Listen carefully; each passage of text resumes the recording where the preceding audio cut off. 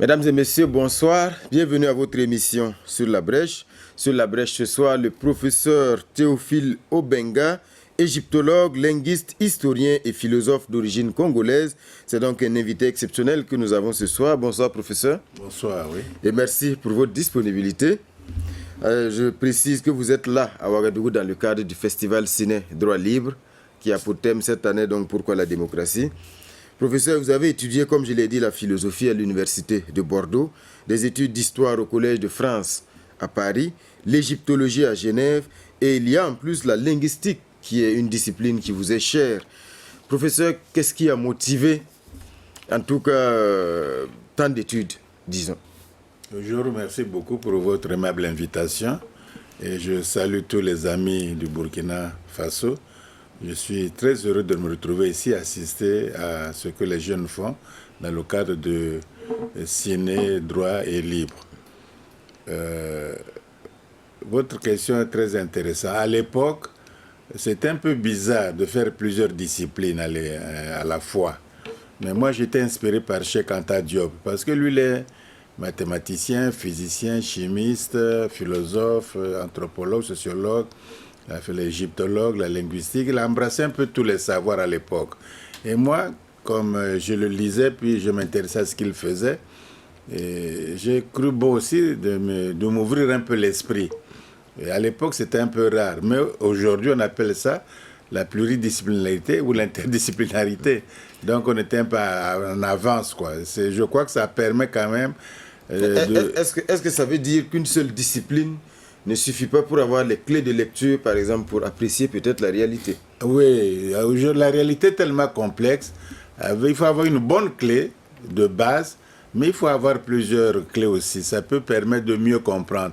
Avec une seule aujourd'hui, la réalité est multiforme, très complexe. Je crois que plusieurs atouts permettent de mieux comprendre. Je crois que c'est ça. Il y a une situation de base. Mais si vous êtes par exemple avocat, vous connaissez bien le droit, mais il faut connaître la culture, les coutumes, l'histoire, la psychologie, c'est quand même lié pour défendre votre client. Il y a beaucoup de choses qui interviennent, la politique, la société, la vie elle-même. Justement, on a l'impression aujourd'hui qu'il y a des cloisons qui sont tombées. Parce qu'avant, il y avait des disciplines qui étaient donc chacune dans leur domaine précis. On a par exemple la sociologie et l'économie. Aujourd'hui, on parle de socio-anthropologues, économistes. Voilà, on a l'impression que de plus en plus, les cloisons sont en train de tomber entre les différentes disciplines. Oui, il faut qu'il y ait des cloisons, c'est-à-dire pour se spécialiser. Mais une fois qu'on s'est spécialisé dans un domaine bien précis, il faut s'ouvrir à d'autres domaines parce que les choses sont très connexes. Surtout l'économie, mais l'économie est liée à beaucoup de choses, à la vie entière, elle est liée au droit, elle est liée à la sociologie, à l'histoire, à la philosophie, à la justice, à beaucoup de choses. Donc, pour bien faire, il faut d'abord faire tout seul, mais aussi en équipe. Parce qu'on ne peut pas tout embrasser tout seul, mais on peut faire en équipe aussi parce que l'équipe est elle est très diverse, elle peut donc fournir des éléments d'appréciation beaucoup plus vastes. Donc, ou bien on fait tout seul ou faire en équipe, mais aujourd'hui, en tout cas, la tendance est toujours de s'ouvrir, de faire des connexions. Professeur, nous étions dans les années 60. Exactement, oui. Voilà, expliquez-nous comment vous avez pu mener ces études, avec quelles ressources, avec quels moyens vous avez pu poursuivre toutes ces études-là à cette époque. Oui, à l'époque, les étudiants étaient un peu favorisés. Hein. On avait la bourse tous les mois presque. Hein. Il n'y avait pas de retard. Bon, ensuite, la vie était quand même moins chère. Hein. Les livres coûtaient 10 €, en fait 10 francs à l'époque, etc. Et moi, comme j'avais fait ma licence de philosophie à Bordeaux très rapidement, et sans que je le demande, le gouvernement du Congo m'avait fait professeur adjoint déjà. J'étais plus boursier. J'étais déjà fonctionnaire, mais je ne l'avais jamais demandé. Vous aviez déjà un salaire en fait. Un salaire en fait. Et s'il y avait les grèves, s'il y avait des retards de bourse. Moi, je n'avais pas ce cas-là parce que j'étais déjà fonctionnaire par l'État congolais qui a cru nécessaire de me récompenser. Bon, donc, mais surtout, j'étais déjà un peu, au départ au lycée, je faisais beaucoup de choses déjà. Tu vois, le latin, le grec, la philo, déjà ça a ouvert. Et arrivé là-bas, j'ai lu chez Anta Diop, je pouvais contrôler certaines choses, telles que ce qu'il disait sur le grec, le latin ou le français, des choses que je pouvais contrôler. Mais ce qu'il disait sur l'Égyptien ancien, je ne pouvais pas contrôler, je ne connaissais pas l'Égyptien, l'égyptologie. Donc j'ai dit, il faut que je connaisse. C'est comme ça, petit à petit, que... Vous êtes allé à Genève pour... Oui, à Genève, j'ai commencé. À Genève, c'est parti pour faire les systèmes... Il y avait un laboratoire qu'on appelait là-bas, le laboratoire des systèmes historiques, que le professeur Stanley Michaud dirigeait. Mais arrivé là-bas, j'ai vu le bulletin, il y avait l'égyptologie. J'ai dit, tiens, c'est ça que je cherchais. Et j'ai demandé la permission à mon prof pour aller faire ce cours. Il a dit, mais vous pouvez faire. Et je suis parti, il n'y avait pas beaucoup d'étudiants, on était à peine 3 ou 4. Hein. Et justement, ça suscite à moi une question. Oui. Vous étiez un jeune étudiant noir dans un pays occidental, en tout cas, c'était chez le colon, disons. Oui. Est-ce que vous avez vécu comme d'autres ce sentiment de marginalisation ou à la limite même de racisme? Oui, j'ai vécu parce qu'on disait, vous faites quoi? L'égyptologie dit, mais c'est pas pour les Africains. Ou bien souvent ils ne viennent pas ici. Bon, moi je savais ça. Mais je ne m'intéressais pas à ces colibets, quoi, à ces remarques. Même les étudiants aussi, ils vous surnommaient des choses comme ça, le noir, le nègre, etc. Moi, j'évitais les palabres parce que ce n'était pas mon but. Mon but, c'était d'apprendre. Même ils effaçaient rapidement au tableau. Quand tu veux copier, ils disent non, non, effacer. Enfin, on sentait le racisme quand même, ou la discrimination. Mais ce n'était pas mon problème. Mon problème, c'était de profiter au maximum, donc d'être calme, d'éviter les débats, les injures, de tout supporter pour faire ce que j'avais à faire. C'est comme ça que j'ai un peu survécu dans ce milieu très raciste, hein, très, très raciste. Et certains témoignent qu'à l'époque, ils étaient étonnés de voir des Noirs qui réussissent dans des disciplines de pointe, disons, parce que bon, peut-être certains estimaient qu'on était inférieur d'esprit.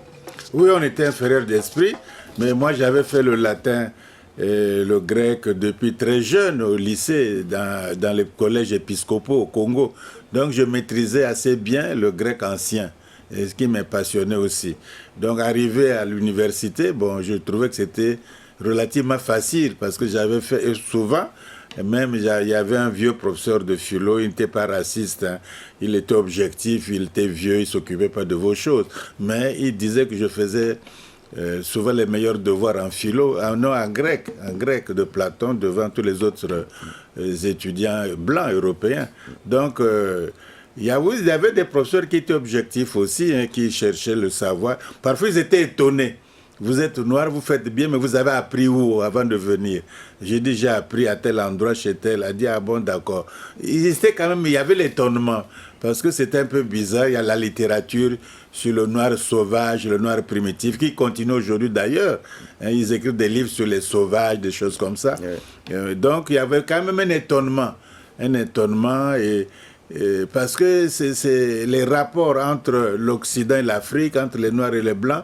Et on a eu beaucoup de constructions mentales, psychologiques. On a construit, on a aliéné complètement. Donc les Européens aussi sont aliénés. Hein, les Blancs sont aussi aliénés vis-à-vis du Noir, qu'ils considèrent comme un être inférieur, etc. Bon, nous aussi, nous sommes aliénés par rapport à eux, qu'on considère comme des êtres supérieurs. Mais avec le temps, avec la critique, avec plus de fréquentation, on se rend compte qu'on est tous des êtres humains. On va y venir, professeur. Aujourd'hui, vous avez 83 ans. Vous avez vécu les indépendances des pays africains. À l'époque, comment vous l'avez vécu? Quel était le sentiment de la jeunesse à cette époque-là, au moment où ces pays-là, donc où nos pays prenaient leurs indépendances? Le Burkina commémore actuellement ses 59 ans d'indépendance. Indépendance acquise donc en août 1960, le 5 août. Ben, on était militants, des jeunes au lycée. Hein. J'étais de la jeunesse Patrice Lumumba, puis de la jeunesse Kwame Nkrumah. on ne comprenait pas trop bien parce qu'on suivait les leaders. On n'avait pas le temps d'analyser, d'avoir la situation à nous-mêmes. Donc on suivait ce que les leaders disaient, on approuvait ce qu'ils disaient, leur combat, on a approuvé. Et quand on est parti en France, on apprend un peu plus de choses, on comprend, on analyse, on milite à la FEANF, on milite dans l'organisation nationale, l'AEC pour notre cas. Et on avait comme des rêves, qu'il n'y avait pas d'obstacles, si on rentrait, on allait développer l'Afrique, on allait faire des choses, des miracles, etc. On se rend compte que il y a un problème d'intérêt, c'est ça que je ne comprenais pas, les intérêts. Donc les Européens, les étrangers, quels qu'ils soient, et les Chinois, les Russes, les Américains, les Occidentaux, les Français, défendent leurs intérêts. Chacun défend ses intérêts. Peut-être qu'à l'époque, on n'avait pas perçu ces enjeux-là. Voilà, je n'avais pas perçu à l'époque. Et nous, on ne défendait pas nos intérêts réellement. On disait, ça va de soi. Or, aujourd'hui, il faut aussi défendre les intérêts du peuple africain. Chacun défend ses intérêts. Et c'est ça le vrai problème. S'ils viennent vous aider, donner la coopération, vous aider dans les trucs des armées, tout ça, c'est à cause de leurs intérêts à eux. Tu vois? Et nous, on croit que c'est pour nos intérêts. Non, ils font pour leurs intérêts. Donc, nous aussi, nous devons faire pour nos intérêts. C'est une affaire d'intérêt. D'ailleurs qu'en 1960, dans les années 60, ce qu'on a eu, c'est l'indépendance, voilà, avec le papier bien signé, mais en réalité, il n'y a jamais eu d'indépendance ni d'autonomie. On a l'impression que, quand on regarde, chaque pays ex-colonisateur a gardé son précaré. On a la France qui a son précaré, on a la Grande-Bretagne qui a son précaré. On a l'impression aujourd'hui que quand il y a un problème dans un pays donné, c'est surtout le pays qui a colonisé ce pays-là qui est en première ligne. Mais c'est ça que je dis. Par exemple, l'intérêt de la France est de garder les anciennes colonies, soit disant dans la francophonie ou bien dans la France-Afrique. Il faut garder ça, il y a des intérêts matériels, il y a les ports, il y a les diamants, l'or, le bois, le pétrole, toutes les matières premières qui font leur richesse. Donc il y a intérêt. Mais nous, on ne comprend pas que, comme nous sommes indépendants, c'est défendre les intérêts du peuple africain. C'est ça l'indépendance. On a cru que c'est simplement le tapis rouge, ce sont les titres, c'est le pouvoir. Mais est-ce qu'on peut réellement défendre nos intérêts? Ah ben oui, il faut s'organiser. Des petits États, des petites armées, des petites économies face à des multinationales, face à des pays aujourd'hui qui sont puissants. Mais voilà pourquoi Kwame Nkrumah dit Africa must unite. L'Afrique doit s'unir. Voilà, tel que nous sommes effectivement petit État-nation, on ne peut pas faire devant les grandes puissances. On ne peut pas faire. Donc, indépendant, sauver les intérêts africains, c'est d'être ensemble, pas faire des choses purement symboliques comme le MOA, des choses comme CEDEAO, la CEMAC, c'est des choses purement symboliques, ou même l'OUA, l'Union africaine. Il n'y a pas de contenu politique dedans, il y a simplement une structure administrative. Donc il faut faire la politique d'abord, créer une puissance politique africaine pour défendre bien les intérêts africains. Mais est-ce que ça c'est possible, professeur? Quand on regarde un peu aujourd'hui les divergences entre nos États, les différences culturelles, parce que l'Afrique c'est 50 et quelques États avec autant de spécificités. La preuve c'est qu'aujourd'hui la marche vers l'Union africaine est... Non, les autres ont eu ça aussi. Les États-Unis, après avoir fait la guerre d'indépendance vis-à-vis de l'ancienne métropole, c'est-à-dire la Grande-Bretagne, 11 ans seulement après, ils avaient les mêmes débats. C'est-à-dire le sud du pays était esclavagiste avec des planteurs, ils ne voulaient pas être fédérés. Ils ne voulaient pas. Ils n'avaient pas trouvé ça, c'était les Noirs vont être commandés, etc. Bon, les autres ont eu la vision de Franklin, Benjamin Franklin, des jeunes gens de 30 ans. C'est-à-dire que Madison, Hamilton, même Jefferson avait 30 ans à l'époque. Hein, et ils ont dit qu'il faut faire la fédération. Pourquoi? Parce qu'on sera fort, on va diriger l'humanité. Il faut le faire. C'est un rêve, c'était utopique. D'autres n'ont pas cru. Aujourd'hui, demandez à la Géorgie, demandez au Texas, demandez à la Corée du Sud de quitter les États-Unis. Parce qu'ils étaient contre à l'époque. Qu'ils quittent. Ils ne peuvent pas quitter parce qu'ils appartiennent à une puissance. La même chose. Nous avons nos divergences. Nous avons nos trucs là. Mais est-ce que ça nous empêche de créer justement pour l'intérêt de tous un État fédéral, une puissance politique africaine. On gagnerait. Parce que si on fait comme ça, regarde, Franklin a reçu son rêve. Ils ont fait les États-Unis sur une puissance. Simon Bolivar, général Simon Bolivar, qui a libéré l'Amérique latine, il a dit la même chose. Organisons-nous, faisons les États-Unis d'Amérique latine. On parle l'espagnol, on est tous des chrétiens, on est riches. Ils ont refusé. Aujourd'hui, quel est l'État de l'Amérique latine qui peut être écouté dans le monde? On parle d'eux quand il y a les cocaïnes, quand il y a les marijuana, quand il y a les coups d'État, quand il y a les narcotrafiquants. Oui, c'est tout. Mais la même chose, ils ont loupé le tournant. Et aujourd'hui, ils sont sud-américanisés, ils n'arrivent pas du tout. Pourtant, ils sont plus riches que les États-Unis. Ils ont le pétrole, le bois, la forêt, etc. Ils n'arrivent pas. La Chine, c'est une grande puissance, c'est un grand pays. L'Europe va se faire. Et vous allez avoir les petits États, là où il n'y a même pas de crédit, il n'y aura pas des armées fortes, il n'y aura pas d'économie forte, il n'y aura pas de puissance, mais vous serez dominés encore. On dit cette fois-ci, avec la technologie, les satellites, d'être même éliminés de l'humanité. Parce que, en fait, professeur, là où on s'inquiète, c'est qu'on a l'impression que tous ceux qui portaient ce rêve-là ont été à la limite combattus. Vous citez quoi? Mais c'est normal.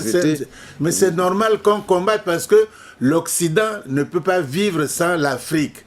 Il faut bien savoir ça. Tout l'Occident, ce qui a fait la richesse de l'Occident, ils ont des banques, des chemins de fer, et la révolution industrielle, l'ère industrielle. Mais qui a fait ça? Leur richesse, la bourgeoisie occidentale, le capitalisme occidental qui a fait ça. Mais c'est bien l'exploitation des colonies, c'est bien l'Afrique noire qui a fait la richesse matérielle de l'Occident.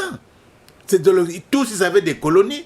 Depuis le Portugal jusqu'en Suède, ils avaient tous des colonies. Ils ont exploité ça, ils ont fait leur richesse. On a fait des guerres pour eux. Sans les Noirs, la France serait une colonie allemande. Hitler avait occupé Paris.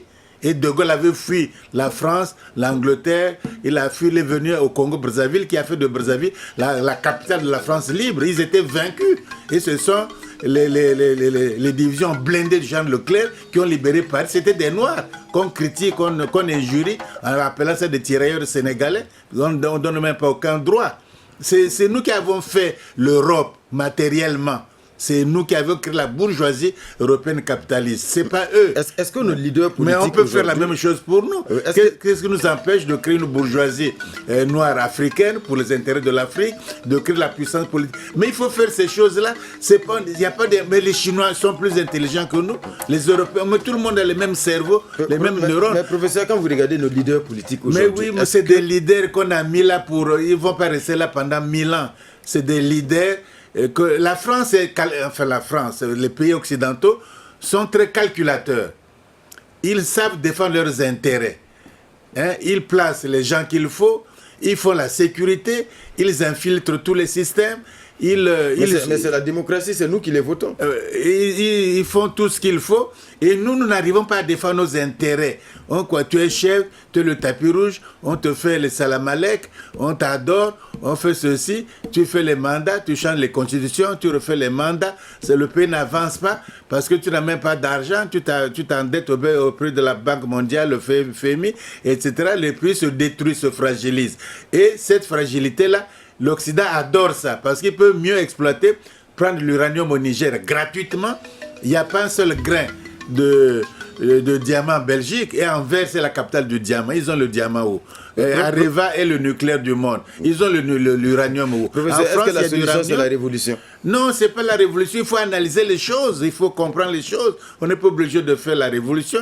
La révolution peut se faire de façon justement par l'analyse, par la critique. Mais si vous ne faites pas, vous allez faire quoi? Si on ne fait pas ça, on va faire quoi? On va faire ces États africains pendant des siècles, mais ça ne peut pas tenir. Ça ne peut pas tenir. On va faire quoi? Est-ce qu'il y a des fatalités? Il n'y a pas de fatalité. Si vous faites un hôpital, on ne peut pas faire un hôpital, on peut pas faire un lycée, on peut pas faire un chemin de fer, on ne peut pas faire un État fédéral. Qu'est-ce qui empêche? Rien n'empêche.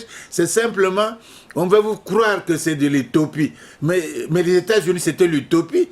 C'est du rêve. Mais les États-Unis, c'est du rêve. Il faut rêver pour soi, pour nos intérêts. Si on ne fait pas ça, on sera, je vous dis, avec la science, les technologies, les changements climatiques, la pauvreté matérielle de l'Occident, nous serons éliminés littéralement. On va vivre dans les réserves comme les Indiens. vivent dans les réserves dans un pays démocratique comme les États-Unis. Ils n'ont rien du tout. Ils vivent dans les réserves. Nous aussi, ça va nous arriver. Parce que l'Occident est violent par essence. Mais est-ce que ce n'est pas la solution de la facilité que d'accuser l'Occident? Parce qu'aujourd'hui, quand même, nous avons près de 60 ans d'indépendance. Nos pays sont démocratique et tout. Et beaucoup ne comprennent pas que c'est... Quand vous prenez par exemple la République démocratique du Congo, qui est considérée comme un scandale géologique, à côté, il y a bien sûr le Congo, on a le Gabon, on a un certain nombre de pays qui ont énormément de ressources, mais rien que par exemple, il y a par exemple des problèmes de route. Non, moi, parlons un peu bien. Moi, je n'accuse pas l'Occident ou la France.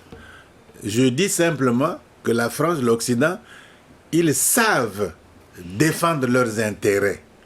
Ils savent défendre leurs intérêts. Ils mettent l'argent, ils mettent les hommes, ils mettent les moyens, ils mettent l'intelligence qu'il faut pour défendre leurs intérêts. C'est tout. Nous, Africains, nous ne défendons pas nos intérêts. On ne sait pas encore défendre les intérêts africains. C'est ça notre problème. Donc on n'accuse pas, si j'accuse, c'est les Africains eux-mêmes. Pourquoi nous n'arrivons pas à défendre nos intérêts? C'est ça le problème. Bon, on n'a pas... c'est ça le problème de l'Afrique. Mais les États-Unis défendent les intérêts américains. American First. De Trump, Donald Trump. Oui, ils défendent les intérêts américains. Le reste, ça ne le regarde pas. Les Chinois défendent les intérêts chinois. Il faut la roue de la soie. C'est dans l'intérêt de la Chine. Ils vont créer un marché de 3 milliards d'habitants. Et on fait l'Europe. Mais c'est dans l'intérêt de l'Europe. Même s'il y a Brexit, l'Europe, ils savent qu'avec l'OTAN, avec des choses comme ça, il vaut mieux faire l'unité de l'Europe. Ils vont se rapprocher de Moscou. Mais chacun fait ses intérêts sans regarder l'autre. Tu as ton génie, tu as ta volonté, tu fais tes intérêts. Les Africains, ils ne développent pas leur génie pour faire les intérêts, défendre leurs intérêts. Ils ne développent pas leur intelligence pour faire leurs intérêts. Ils ne savent pas défendre leurs intérêts. C'est ça le malheur. Cette génération au moins. Mais j'espère qu'avec l'éducation, avec l'ouverture d'esprit, il y aura des générations africaines d'ici 10 ans, 20 ans, 30 ans, 40, 50 ans, qui avec le changement du monde aussi, la géostratégie, la géopolitique, ils comprendront qu'on a fait beaucoup d'erreurs, on a fait les salamalek, etc. Ça n'a pas avancé. Il faut faire maintenant les intérêts africains. Il y aura des changements et ça ira même plus vite parce que, comme vous avez dit, il y a des richesses naturelles. On va faire des pêcheries, on va faire l'industrialisation à outrance, à l'échelle continentale, des grands travaux à l'échelle continentale. Il n'y aura pas de chômage. Et la transformation des produits locaux. Et il y aura le bonheur pour tout le monde. Il y a intérêt à le faire. Mais si vous faites vos états là comme ça, mais ce n'est pas vivable aujourd'hui. Professeur, vous êtes auteur de dizaines et de dizaines de publications et d'œuvres aujourd'hui qui font autorité dans le domaine scientifique. Et ce qu'on remarque, vous l'avez tantôt dit, chaque Anta Diop vous a beaucoup inspiré. Et le fil rouge également de votre œuvre, c'est un peu cette volonté de donner ou de redonner à l'Afrique la place qui lui revient. L'afrocentrisme, si cher donc au professeur Cheikh Anta Diop. D'abord, qu'est-ce qu'il faut entendre par afrocentrisme? Qu'est-ce que véritable, quel est le combat de l'afrocentrisme? Oui, les Noirs américains qui ont fait cette affaire-là appellent ça afrocentricité. C'est-à-dire que l'Afrique, au lieu d'attendre la réflexion des autres, développe sa propre réflexion en se prenant comme centre lui-même et non comme périphérie. Voilà, c'est afrocentricité. Maintenant, les ennemis, les africanistes, c'est-à-dire les gens, les chercheurs étrangers contre l'Afrique, tous, sans exception. Eux, ils parlent d'afrocentrisme, comme racisme, communautarisme, tout ce qui est isme, les mauvais. Voilà, donc ils parlent d'afrocentrisme. Les Noirs américains ne parlent pas d'afrocentrisme, mais d'afrocentricité, notamment le professeur Asante, qui est l'un des théoriciens de cette affaire-là. C'est ça que ça veut dire. Mais nous, en Afrique noire, sur le continent africain, on ne développe pas tellement. Cheikh Anta Diop n'a pas développé l'afrocentricité ou il n'est pas afrocentrique. Le problème de Cheikh Anta Diop, c'est qu'on lui a dit, quand il était jeune au lycée, à l'école, l'Afrique n'a pas d'histoire. À peine, vaguement, le Mali, le Ghana, son rail, des choses comme il n'y a peu pas d'histoire. Il a grandi, Il a trouvé que non, il y a une histoire. Je vais essayer de chercher, j'ai les moyens. Il va, il cherche, il va jusqu'en Égypte. Il est même ébloui, il ne s'attendait pas, il est même ébloui, comme il le dit.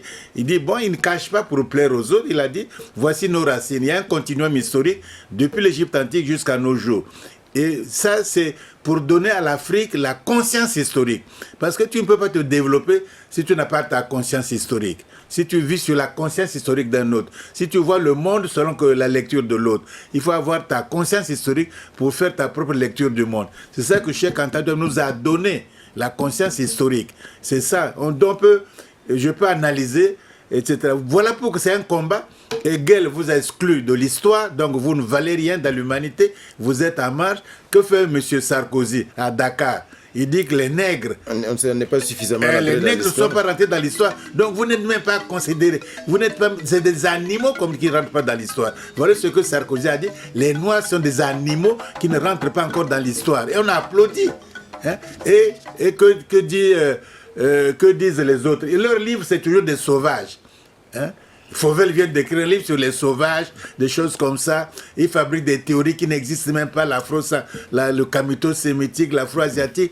Tout ça, c'est pour annihiler la conscience historique africaine. C'est-à-dire nous rendre au rang des animaux. Professeur, il y a même des dénis dont parlait donc, entre autres, le professeur, qu'évoquait le professeur Cheikh Anta Diop, notamment par exemple sur l'Égypte, avec son origine nègre qui était déniée, en tout cas par des chercheurs occidentaux, qui refusaient de croire que peut-être des Noirs aient les capacités de développer. Oui, mais ça, c'est l'idéologie. Quand j'ai un esclave, je ne peux pas dire que l'esclave est le maître de la civilisation. Je fais tout pour gommer. C'est tout. Ça, c'est l'état moderne. Depuis le Moyen-Âge, le 14e siècle jusqu'à nos jours, l'Occident, son travail, c'est de dégommer l'histoire de l'Afrique. Mais dans l'Antiquité, hein, les Grecs, qui n'ont pas dominé l'Afrique à l'époque, n'ont été pas dominés par eux. Et qu'est-ce qu'ils disent les Grecs? Que dit Platon? Que dit Aristote? Donc leurs savants, ils disent quoi? Ils disent que Aristote dit clairement que les sciences mathématiques sont nées en Égypte. Et Platon dit la même chose, lisez le Phèdre, c'est écrit que ces sciences-là, qu'on appelle les mathématiques, l'astronomie, la géométrie, etc., c'est né en Égypte, même les jeux de société. C'est écrit par eux, c'est pas moi. Platon est malade quand il écrit ça, Aristote est un fou quand il écrit ça, c'est écrit par eux. À l'époque, il n'y avait pas nos débats. C'est quand on a commencé à coloniser pendant 7 siècles, 700 ans, on t'a fait esclave, enchaîné, animalisé, brutalisé, nègre, etc. Bon, on te colonise encore, tu travailles gratuitement pour eux, tu fais l'apartheid. Donc, il n'y a même pas de droit de l'homme. À la place, on fait le code noir pour te diriger. Tu es un meuble, tu te rebelles, on te marque avec les faits. Les soi-disant les l'homme. Qui a trahi les droits de l'homme? C'est l'Occident. L'Occident est un traître des droits de l'homme. Pourquoi ils ont tué Sankara? Pourquoi ils ont tué Cabral? Pourquoi ils ont tué Lumumba? Pourquoi ils ont tué les Oumniobe, etc. Pourquoi ils ont tué Boganda? Hein? Mais professeur, alors, parce qu'ils défendaient les intérêts africains. Pourquoi on a fait un coup d'État contre Kwame Nkrumah et on a laissé les autres en place? Parce qu'ils défendaient les intérêts africains. C'est ça le problème que nous ne comprenons pas. Il y a un problème de fond. L'Occident, quel qu'il soit, quel que soit le président de la France ou de l'Occident, leur boulot, c'est de défendre les intérêts européens, français en Afrique. Il n'y a pas autre chose. Ils le disent clairement. Je n'invente rien. Professeur, aujourd'hui, est-ce que ce combat de l'afrocentricité, est-ce que ce combat-là, aujourd'hui, porte fruit? Je ne peux pas dire qu'il est gagné, mais est-ce que vous avez le sentiment que ce combat que vous avez mené depuis donc des décennies, aux côtés bien sûr d'autres chercheurs, d'autres intellectuels africains, est-ce que vous avez l'impression aujourd'hui que ce combat-là, véritablement, porte ses fruits?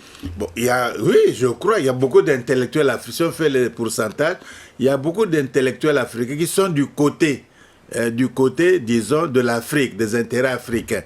D'autres font des salamalek, qu'on exagère, que Cheikh Anta Diop exagère, qu'il y a ceci, que l'Afrique, on est contre le ceci. Est-ce que les Occidentaux, eux, ont compris votre combat? Est-ce qu'ils ont pris conscience? Parce que, bon, on pouvait parler peut-être de complot ou d'omission.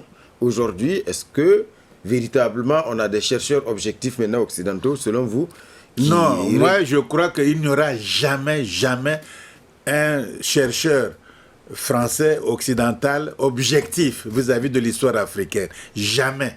Quel qu'il soit, ils ne peuvent pas être...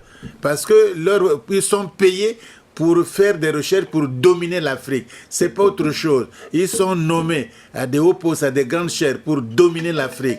Ils ont des bourses, des recherches, de l'archéologie pour dominer l'Afrique. Et Marcus Garvey l'a dit, il n'y aura jamais quelqu'un, un occidental avec beaucoup de sympathie pour écrire l'histoire de l'Afrique par amitié, par amour, par fraternité, par camaraderie. Ils écrivent pour leurs intérêts. C'est ça que nous ne comprenons pas.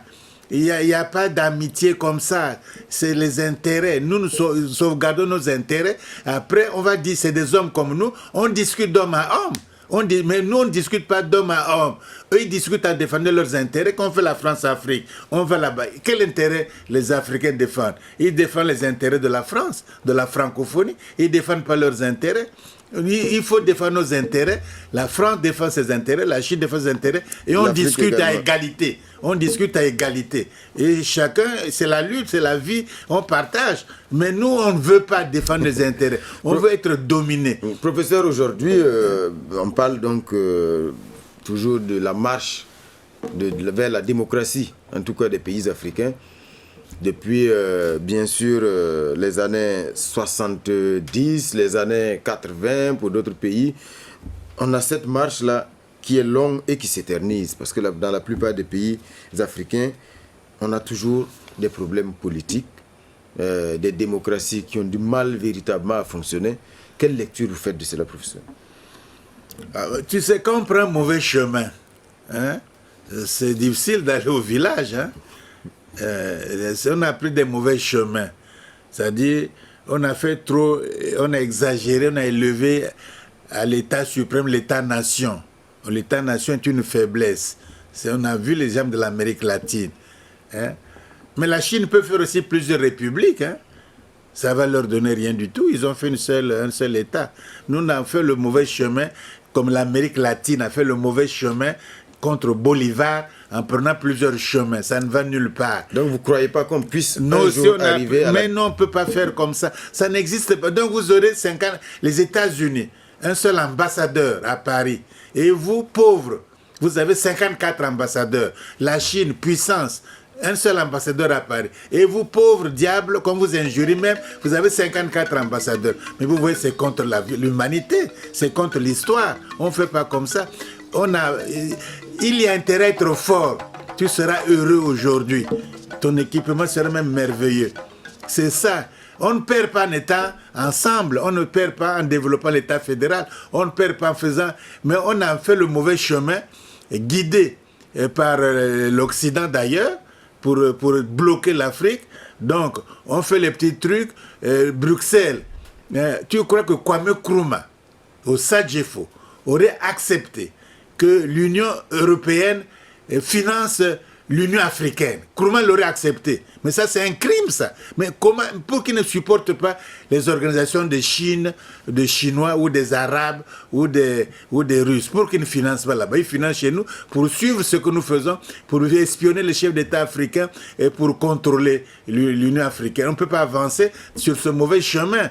Professeur, vous ne croyez pas à la démocratie pour les pays africains? Si je crois à la démocratie, c'est un régime acceptable qui prend surtout l'égalité et la justice, la liberté. Ça, c'est des principes bien en soi qui n'existent pas en Occident. Nous avons fait ça en Égypte. L'Égypte, c'était basé sur la vérité et la justice. La charte de Kouroufuga, Kouroukan-Fouga est basé aussi sur les femmes doivent aller au gouvernement. C'est écrit noir sur blanc. Hein? Et c'est fait aussi pour la sécurité, etc. C'est aussi là, il y a des démocraties, il y a des principes de liberté. Et même les messagers, les ambassadeurs ne sont pas violés. Tout ça, c'est prévu. Certains estiment que l'Afrique aujourd'hui n'est pas mûre pour la démocratie. Mais qui est mûre pour la démocratie? En France, c'est la démocratie. Aux États-Unis, la démocratie. Chacun, c'est un principe, la démocratie, qu'on essaie d'appliquer tant bien que mal. La démocratie aux États-Unis, il y a le président qui est élu avec le vice-président. Est-ce qu'en France, il y a la démocratie comme ça? Le président est élu avec le vice-président. Le président est élu tout seul. C'est De Gaulle qui a voulu ça. Aux États-Unis, il faut le président et le vice-président. etc. Si c'est les élections... C'est un suffrage indirect aux États-Unis. Oui, mais alors c'est la démocratie, non? Comment vous appelez ça? Mais ici, quand on voit par exemple des présidents qui s'éternisent au pouvoir, alors que la démocratie, quand même, c'est l'alternance également. Mais il faut appliquer, mais ce n'est pas la faute de la démocratie. Mais si vous appliquez mal la démocratie, si je fais mal le calcul, est-ce que c'est la faute de l'arithmétique? Quand je dis 2 plus 2 égale 12, est-ce que c'est la faute de l'arithmétique ou c'est ma faute? Donc, ce n'est pas la démocratie qui est en jeu, qui est faute. C'est nous qui n'arrivons pas à appliquer la démocratie, qui n'arrivons pas à servir la démocratie pour défendre les intérêts du peuple. C'est nous qui ne comprenons pas qu'il y a l'alternance au pouvoir et qu'il faut respecter cette alternance. C'est nous, ce n'est pas la faute de la démocratie qui est un bon principe en soi, que les femmes doivent participer, que la jeunesse, qu'on ne doit pas le chômage, la justice sociale. C'est nous qui n'arrivons pas à faire. On fait le clientélisme, ce n'est pas la démocratie qui nous dit de le faire. On fait les partisans. On fait des partis politiques claniques, ethniques, villageois. Est-ce que c'est la démocratie qui dit le dit? C'est nous qui appliquons mal la démocratie. Mais professeur, on a l'impression que quand même il y a une sorte d'épidémie, disons, en tout cas de mal à la démocratie en Afrique. Parce que quand on regarde, il y a des présidents chaque fois qui tentent de modifier la constitution pour rester. Oui, les exemples sont légion. On peut citer... actuellement, il y a le cas en Guinée, le débat se pose en Côte d'Ivoire, le Rwanda, votre pays également, le Congo, le Burkina Faso qui a eu une insurrection, le Niger avec Tanja. On a quand même des exemples comme ça. Oui, comment on peut comprendre? Mais, cher ami, est-ce que c'est la faute de la démocratie? C'est pas nous. Si on fait, par exemple, faisons la démocratie. Mais comment on peut expliquer qu'on n'arrive pas? Non, mais par exemple, on dit, il y a beaucoup d'explications. Hein? Il y a beaucoup d'explications. La société en général, il n'y a pas assez de forces qui peuvent défendre la démocratie. Que ce soit les forces au pouvoir, que ce soit les forces dans l'opposition, il n'y a pas assez de forces vives qui disent que tous nous défendons la démocratie, c'est-à-dire la nation au-dessus de nous tous, la nation au-dessus de tout le monde. L'État-nation. Non, nous mettons nos tribus et nos partis au-dessus de la nation. Un. Deuxièmement, quand je suis chef d'État, j'ai fini mon mandat, on me traite moins qu'un rien, alors que j'ai dirigé le pays. Il faut quand même qu'on me donne certaines indemnités, même après le boulot. Et si je suis ancien chef d'État, aux États-Unis, ils sont payés les bouches là, tout ça. Mais ici, les présidents souvent traînent des casseroles. C'est peut-être ça le problème. Non, parce qu'il y a des présidents qui savent que s'ils laissent le pouvoir, ils sont payés. Ils seront traînés également devant la justice. Pourquoi? Parce qu'ils gèrent mal. Ils sont payés. Et puis, il y a des sanctions. Bill Clinton a été sanctionné, Nixon a été sanctionné. Ici, on ne sanctionne personne. La non-sanction fragilise l'État et donne la corruption. Il faut mettre les gens en prison, mais si vous ne mettez pas ça en prison, ce n'est pas la faute de la... Je vole. Vous me mettez, c'est connu. Je suis au service de l'État, je vole. Et vous me laissez faire. Parce que je suis ceci du président. Mais à qui la faute? C'est la faute de la démocratie ou l'État qui n'a pas de sanction. La non-sanction fragilise l'État lui-même. Professeur, voilà le problème. À titre personnel, pourquoi vous n'avez pas fait la politique? Moi, j'ai fait la politique, mais ce que nous faisons aujourd'hui, là maintenant, c'est la politique. La politique, c'est pas... Quand je parle de politique, c'est descendre dans l'arène avec un parti politique, aller à la conquête du pouvoir. Oui, on peut le faire. Mais pourquoi vous ne l'avez pas fait? Mais il n'y a pas que ça. La politique, c'est aider le pays. Aider le peuple, la nation, aider l'humanité. C'est ça la politique. Tu crois que les Voltaire... il ne faut pas que le philosophe devienne roi? Tu crois que les Voltaire n'ont pas fait la politique? Tu crois que les Jean-Jacques Rousseau, qui n'était ni député, ni conseiller, ni rien du tout, il a écrit le contrat social. Tu crois qu'ils n'ont pas fait la politique? Tu crois que Montesquieu, l'esprit des lois, ils n'ont pas fait la politique? Même Benjamin Franklin, il n'était même pas... Il a créé les États-Unis, il n'était même pas ministre ou quoi que ce soit. Il a donné aux jeunes de diriger. Donc la politique, c'est la cité. Nous sommes dans la cité. On ne peut pas croiser les bras. Tu es de l'éducation, tu es de la santé, et tu fais ton boulot de récepteur des impôts, tu fais ton boulot de policier, et tu participes à la gestion correcte, saine de l'État au bénéfice de la majorité. C'est ça la politique. Maintenant, il y a les postes politiques, il y a les postes de prestige. Bon, ça aussi, c'est la politique. Mais la politique, même la femme qui vend les oranges au marché, c'est la politique. Professeur, mais vous comprenez ce que je veux dire? Parce que vous, oui, je veux dire, vous avez une lecture, vous avez une hauteur d'esprit et d'analyse aujourd'hui. Vous êtes un intellectuel en tout cas parmi les plus grands de ce continent. Dans votre pays, vous avez une lecture de la situation. Peut-être que, au lieu de rester de côté pour analyser et donner peut-être des orientations, il aurait fallu également mettre la main à la pâte. Quand je dis mettre la main à la pâte, c'est véritablement essayer également de prendre le pouvoir pour pouvoir orienter les choses. Oui, on peut le faire aussi, c'est possible, c'est pas interdit, on peut le faire. Mais ce que je dis, j'insiste, c'est que parce que l'Afrique croit que la politique n'est faite que par les hommes qui ont des postes politiques. C'est ça notre esprit. Or, tout le monde doit bâtir la cité, quelle que soit la position sociale, le poste que tu occupes. Le médecin qui soigne, l'instituteur qui enseigne, c'est ça bâtir la cité. Donc, moi, si en 2009, par exemple, vous avez soutenu la candidature du président Sassou Nguesso. En 2009, là, quand même, vous avez franchi le pas, professeur. Non, on ne franchit pas le pas. On franchit pas le pas. Vous lisez la situation nationale pour éviter parfois des conflits inutiles, pour éviter parfois des inconnus inutiles. Bon, le sang trop coulé au Congo à cause de ces pouvoirs-là.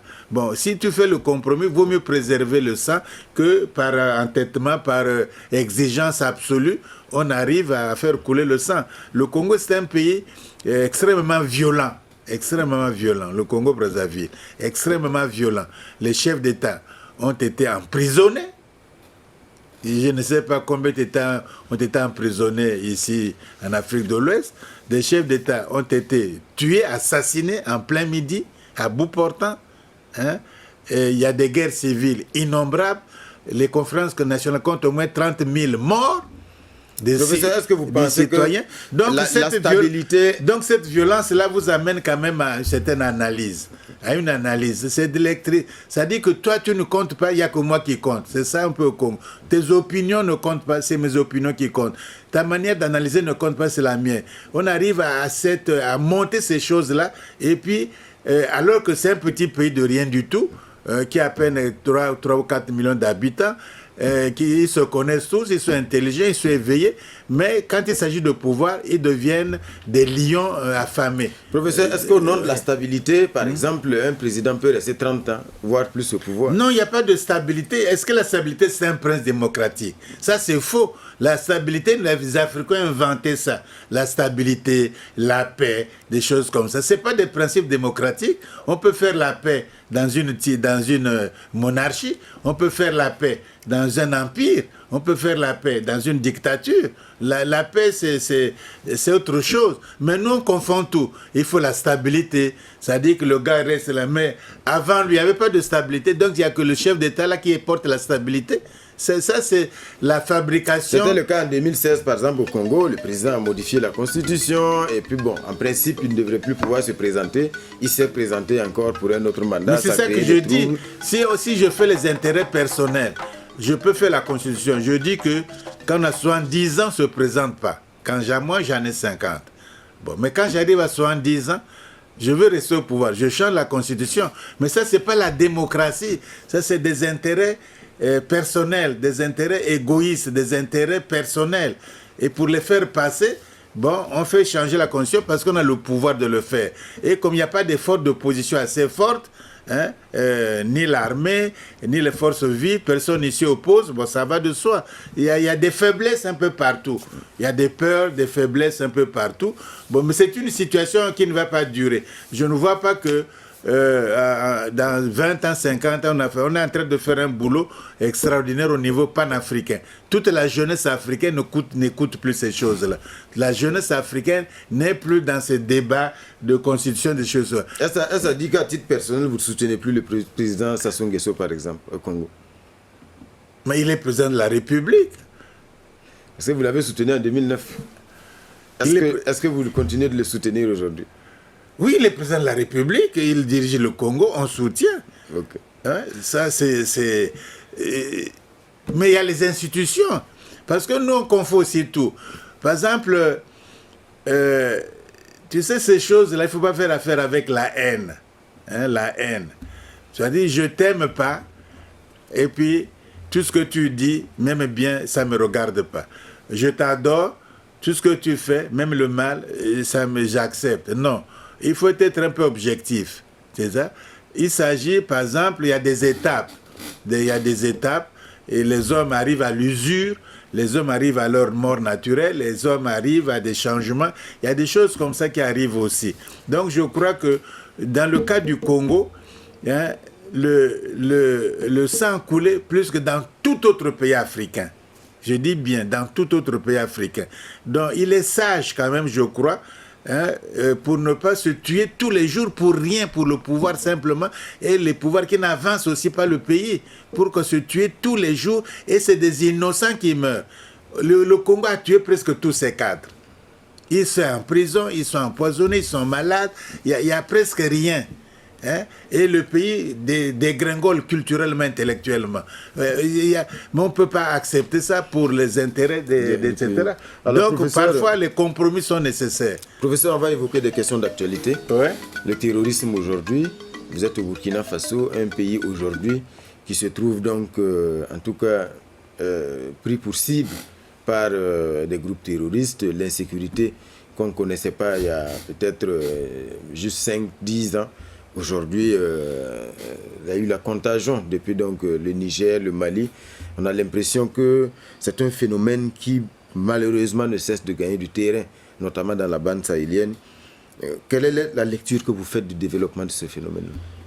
Je crois que je ne connais pas bien la situation ici, dans la région du Sahel, mais je crois que c'est quand le président Sarkozy a fait tuer Kadhafi par le Charles de Gaulle qui l'a mobilisé, qui a bombardé la Libye, et par l'OTAN qui a tué Kadhafi sous l'ordre direct du président Sarkozy qui a tué Kadhafi après avoir pris l'argent de Kadhafi. Bon, tout ce qui était là-bas, il a favorisé le désarroi, il a favorisé la déstabilisation en question, il a favorisé ça, il a déstabilisé la Libye. Or, quand c'est un Africain, vous l'amenez à la CPI, non? Mais le président Sarkozy devrait aller à la CPI.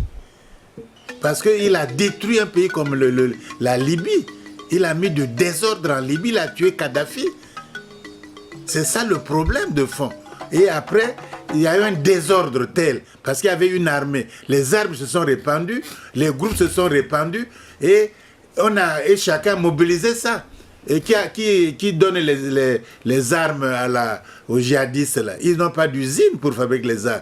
Qui leur vend les armes là? C'est pas le même Occident. Est-ce que vous pensez qu'il y a un complot? Mais bien sûr, le même Occident leur vend des armes. Parce que s'il y a l'instabilité, ça arrange l'exploitation. S'il y a la paix, la rigueur, vous travaillez, et c'est sérieux, les Occidentaux n'aiment pas tellement ça. Il faut qu'il y ait du désordre pour qu'ils puissent vendre leurs armes. Il faut qu'il y ait Mais qui vend les armes au Yémen ou en Arabie Saoudite, et pour tuer les Yéménites? Hein? C'est pas la France qui les vend. Mais ici, par exemple, c'est des histoires, tout ici, ça. les États sont engagés dans ce combat contre le terrorisme, dans le cadre du G5 Sahel, avec des armées également qui se positionnent, en tout cas en première ligne, parce que c'est ça également, pour défendre l'intégrité des territoires.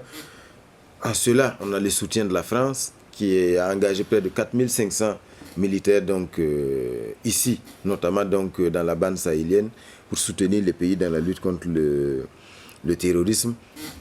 Il y a un sentiment anti-français parallèlement qui s'est développé parce que certains estiment que ce n'est pas normal qu'avec tout ce déploiement, le phénomène continue de gagner du terrain. Oui, ça dit, comme je l'ai dit, je ne connais pas très bien parce que c'est assez complexe. Parce qu'il faut étudier élément par élément. Il faut bien étudier ces djihadistes-là.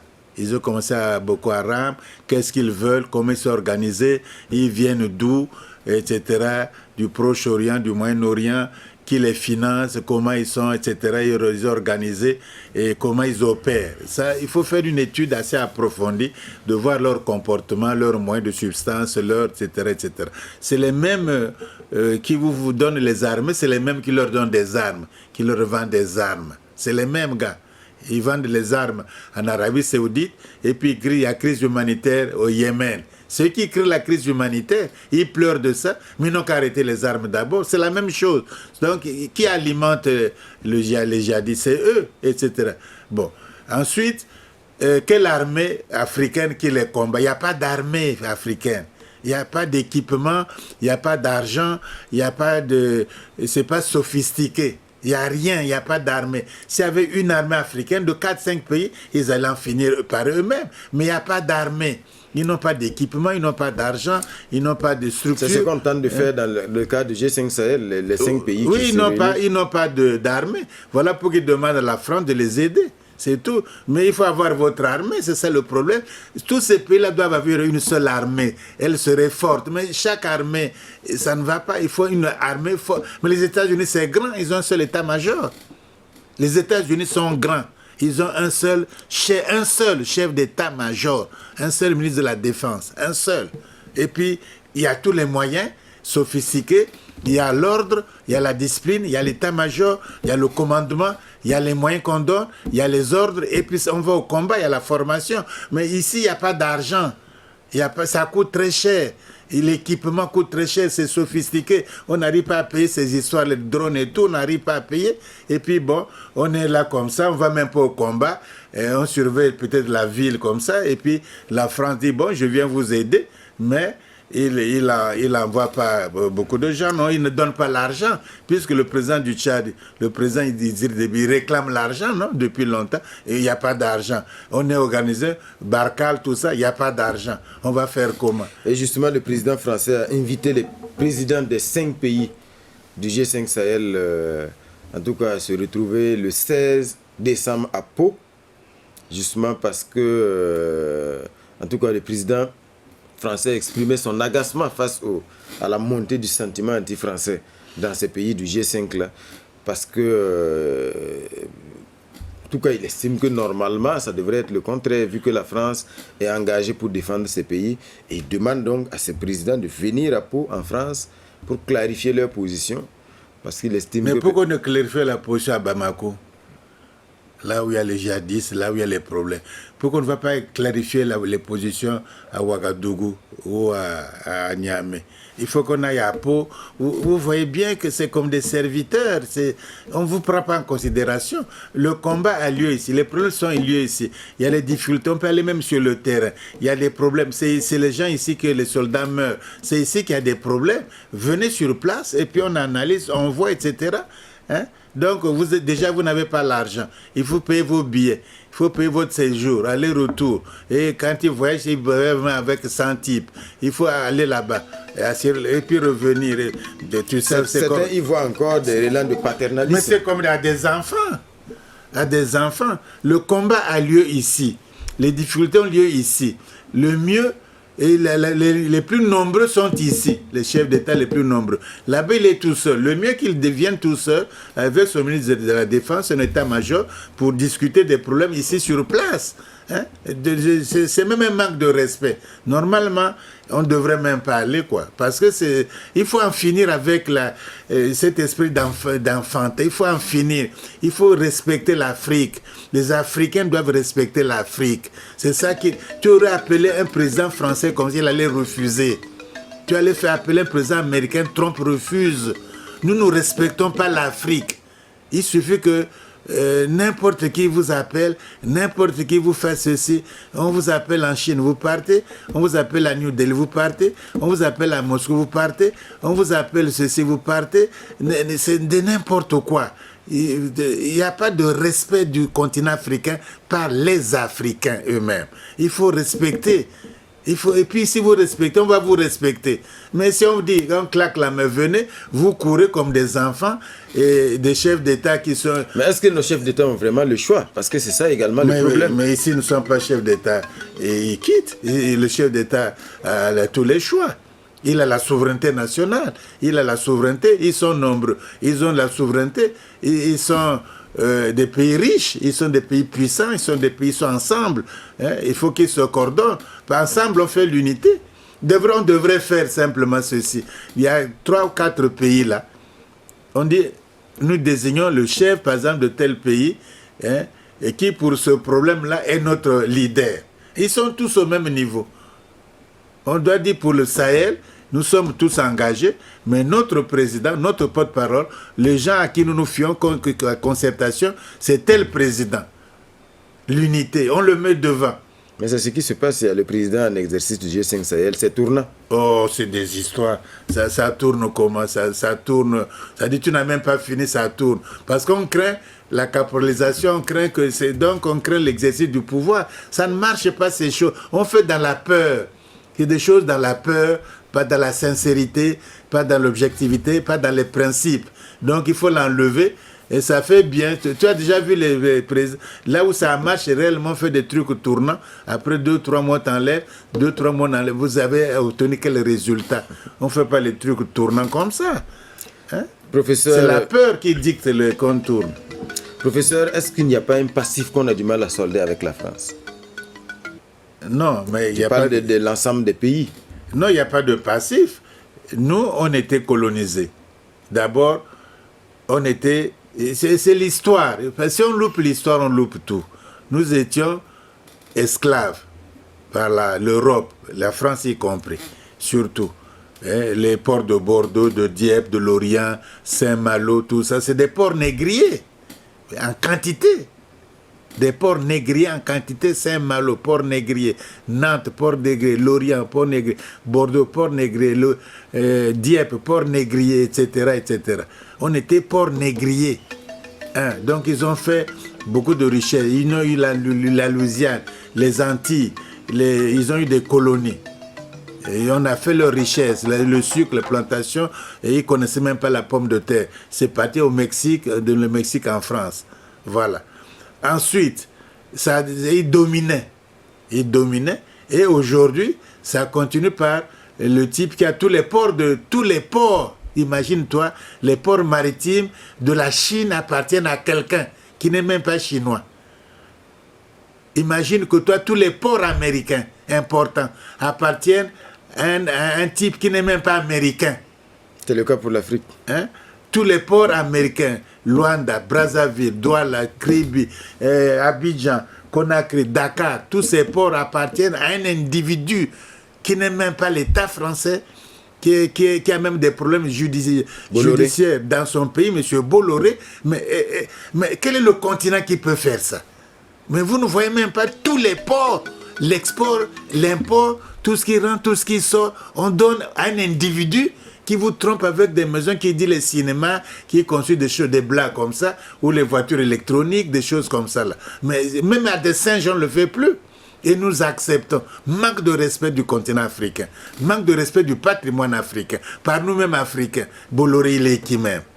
Hein? Et on lui donne. C'est pas lui qui a conduit à aller au Fouquet avec le président, lui donner des yachts et tout. C'est un type qui n'a pas d'éthique, qui n'a pas de vertu. Et nous faisons avec lui. Voilà. Ensuite, non. Après, nous étions colonisés, etc. Ça fait des réflexes que vous appelez des relations historiques, des relations culturelles. On parle la langue, ils viennent ici, on est comme familiers, d'accord. Mais cette familiarité nous conduit à baisser, à nous rabaisser, c'est tout, à nous faire manque de respect. Et si l'Afrique est debout, entier, respectueux, tout ça, on va changer le comportement de la France et la France va nous respecter, ça ira mieux et pour la France et pour l'Afrique. Mais si en Afrique, il y a des gens qui lâchent tout, qui essaient de sauver leurs intérêts pour quelque temps simplement, qui ont fait ce jeu-là, hein, et même à leur mort, ils ne viennent pas. Combien de Français étaient à la mort de Fouet-Boigny? Combien de Français importants étaient à la mort de Senghor? Combien de Français étaient à la mort d'un tel, d'un tel. Ils ne viennent même plus. Ils ne viennent pas, ils s'en fichent. Une fois que les intérêts sont faits, ils ne viennent même plus. Le temps qui nous était imparti est presque terminé. Professeur, à 83 ans, qu'est-ce qui fait courir le professeur Théophile Obenga? Non, mais nous avons Cheikh disait que nous on vit pour l'Afrique. On meurt pour l'Afrique. Si ça ne paye pas aujourd'hui, ça va payer demain. Et puis, personne n'est pur dans la vie. On n'est pas pur, un angélique, un ange ici. On est sale comme tous les autres. On n'est pas clairvoyant comme tous les autres. On fait des compromis comme tous les autres, mais cela est secondaire. Ce qui est le plus important, c'est que, en gros, quand même, en gros, on travaille pour l'Afrique. Vaut mieux. Puis sinon, ça ne donne pas sens à la vie. Professeur, merci d'être passé sur le plateau de l'émission Sur la Brèche. Merci vraiment, comme je le précise, vous êtes là dans le cadre du Festival Ciné Droit Libre. Voilà, mesdames et messieurs, sur la brèche ce soir, comme vous l'avez vu, on avait un invité exceptionnel, le professeur Théophile Obenga, qui est donc égyptologue, historien, philosophe, mais également linguiste. Merci de nous avoir suivis. Je vous retrouve le dimanche prochain pour un autre numéro. Merci beaucoup.